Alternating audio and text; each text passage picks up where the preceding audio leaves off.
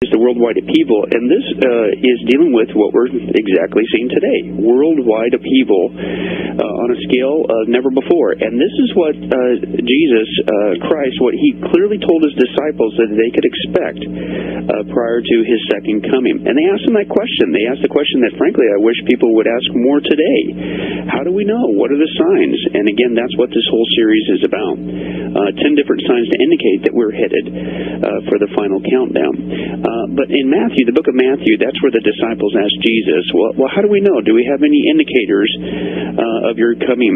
And of course, when they asked the question, it was during Jesus' first coming, and they were expecting him to come and become a great political ruler and overthrow the Roman government. That's what they wanted. But it wasn't time yet. His first coming was to secure the forgiveness for our sins.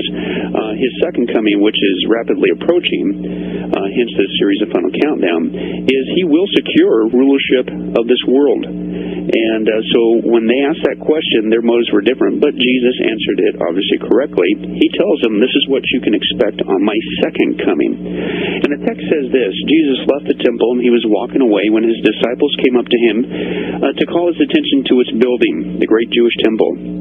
Do you see all these things? He asked. And he said, I tell you the truth, not one stone here will be left on another. Everyone will be thrown down. Now, just as a little side note there, that's exactly what happened when the Romans overthrew Jerusalem. They also completely annihilated the city, including the temple. In fact, Jesus clearly said that everyone will be thrown down, the stones there. And that's exactly what happened, because when the Romans set fire to the temple, all the gold in the temple melted and went into the cracks of the stones. So if you were a soldier, what would you do? You do what they did, and that was they tore up every little stone to get every little piece of gold they could get, fulfilling that prophecy. But Jesus continues on, and they're sitting there, and they said, well, tell us, when will this happen? What will be the sign of your coming? And at the end, specifically the phrase there, at the end of the age. Well, Jesus answered, he says, first of all, watch out that no one deceives you. For many will come in my name, claiming that I am the Christ, and will deceive many.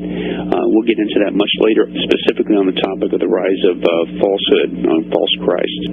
But he says, you will hear of wars and rumors of wars.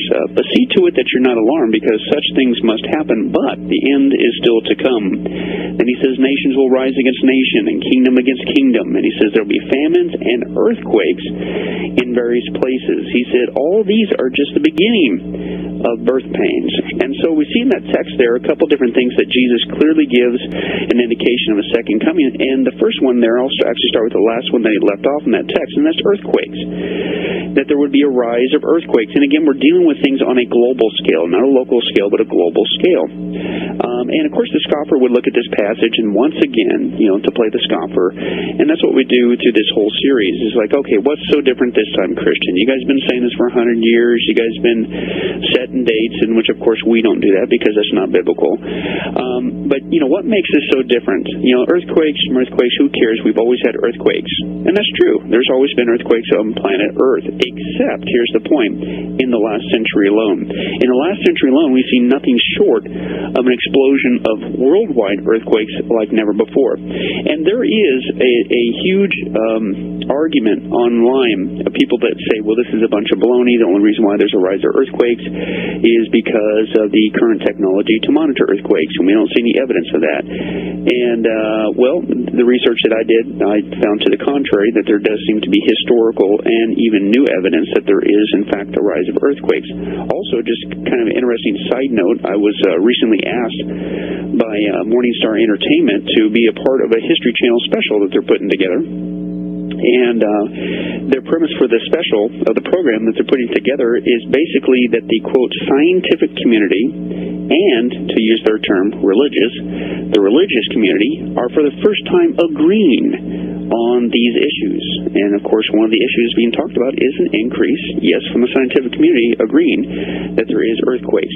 But let me give you an idea of some of the research that's out there showing us that you tell me if there's not, in fact, a rise of earthquakes, just like Jesus said would happen. From the year 100 AD to 1800, that's a span of 800 years, there's about 21 earthquakes 6.0 or greater. From 1800 to 1900, that's a span of only 100 years, there was 18. From 1910 to 1929, that's in just 20 years, as opposed to 100, there was 4. From 1930 to 1949, in 20 years again, this time there was 9. In the 1950s alone, in 10 years, there was 9. In the 60s, there was 13. In the 70s, there was 51. In the 80s, there was 86. And from 1990 to 1994, there was over 100 earthquakes in just 5 years to that degree. Now, that's the big giant ones, okay? There was a couple years ago, I was preaching to the congregation here on the issue of God's wisdom, that obviously He is omniscient. He's all-knowing. That's just a basic definition of a supreme being. And one of the ways He demonstrates that, of course, is the issue of Bible prophecy. So that was towards the end of 2006, and so I went online to the USGS Geological Survey website just to get an account of how many earthquakes had occurred that week in the United States. And so I had that stat, and at that week, believe it or not, in just the U.S., there was 454 earthquakes just in the U.S. in 1 week. It was massive. Now, when I went through this study with the final countdown, about a year and a half later, I just happened to go up onto the website to see if there was, current information. And that had rose from 454 earthquakes in just 1 week. It just so happens there was 1,100 in 1 week in the U.S. I joke about it all the time. I says, everybody's really hooked on this weather channel. Say, forget that. Apparently we need to have an earthquake channel. Well, in all seriousness, I joked with, there's so many earthquakes that we need to have, forget the weather channel, we need to have an earthquake channel. But that really is the point. 1,100 earthquakes in 1 week in the U.S., you'd think you'd hear about it. And really what's going on is there's so many happening, you only hear about the really giant ones.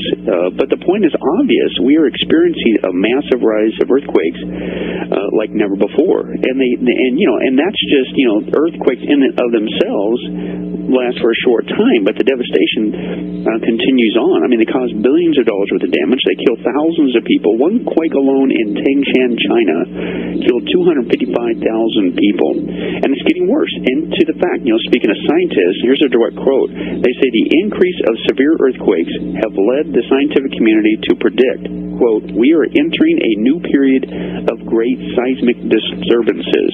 Now, where have I heard that before? That sounds like exactly what Jesus said would happen. And the problem is they're saying also the death toll from earthquakes is going to absolutely explode due to the fact that there's this mass exodus of people who are moving out of the rural areas into the big cities. And, of course, the problem is many of these cities just happen to be built on top of the fault lines. And the scientists are now saying that we're entering a time when fatalities just from earthquakes, the stat I had shared was 1 million people at a shot will not be uncommon. I just came across, I think it was 2 weeks ago, came across a more current stat, and now they bumped it up from 1 million to 3 million people could be annihilated just from an earthquake. But here's the point. Here's the point for the scoffer. The world is being shaken like never before. Of course, yes, we've always had earthquakes, but nothing like we see today, just like the Bible said would happen when you are approaching the end of days. But that's not all. Jesus is very, very replete with His disciples. He says the second sign to indicate you're headed for this worldwide upheaval, you're getting close to the end of times. Not just that there's going to be an increase of earthquakes, there's also going to be an increase of famines. And that's what they said. They said, tell us, when will this happen? What will be the sign of your coming and the end of the age? And again, a lot of people say, hey, if God's loving, if He really cared, if He really existed, and we really are heading towards Armageddon, the time of the tribulation, He'd let us know. Well, He did. It's just unfortunate people don't crack open the Bible and discover what's going on. And here's what He says. What's the sign? He says there's not just going to be earthquakes in various places, there's going to be famines. All these are the beginning of birth pains. And again, the scoffer would sarcastically state something like, hey, whoop-de-doo. Okay, Christian, we've always had famines. Do a history test. And again, that's true. There's been lots of famines, okay? But here's the point. Again, nothing like we see with an explosion of not just local, but worldwide famines like never before. Right now, the World Health Organization estimates that right now, while 1/3 of the world is well-fed, certainly you and I here, the majority in America, still at the same time, 1/3 of the world is underfed. And right now, while you and I are having this interview, Dr. Monteith, and the people are listening, 1/3 of the world is starving to death right now. That's their estimates. That's never happened before. Just in the 1990s alone, just in that decade, 100 million children starved to death. absolutely mind-boggling.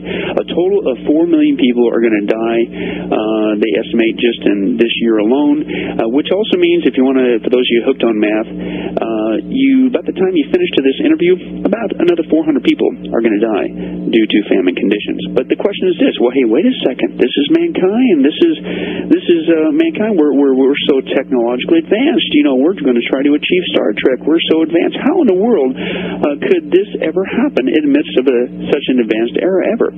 Well, some of the indications that we bring out on the Final Countdown is obviously, of course, due to war.